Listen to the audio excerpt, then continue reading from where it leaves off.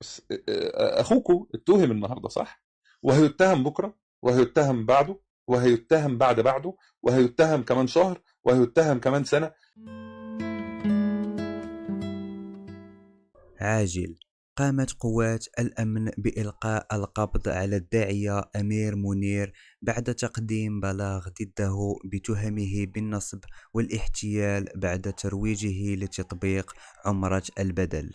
وأثار منير الجدل بهذا الفيديو حيث روج فيه لتطبيق إلكتروني يتيح لمستخدميه أن يوكلوا شخصا آخر بأداء المناسك نيابة عن العاجزين أو المتوفين أو المرضى مقابل 4000 جنيه مصري. كما أشار أيضا من خلال الفيديو إلى أن متابعيه عبر الفيسبوك سيحظون بخصم مالي بين أول 500 شخص يرغبون في استعمال التطبيق. وهكذا اتهمه الكثيرون بفكرة الاتجار بالدين. وأعلن ناصر تركي عضو اللجنة العليا للحج والعمرة في مصر أن اللجنة حررت بلاغا للجهات الأمنية ضد الداعية.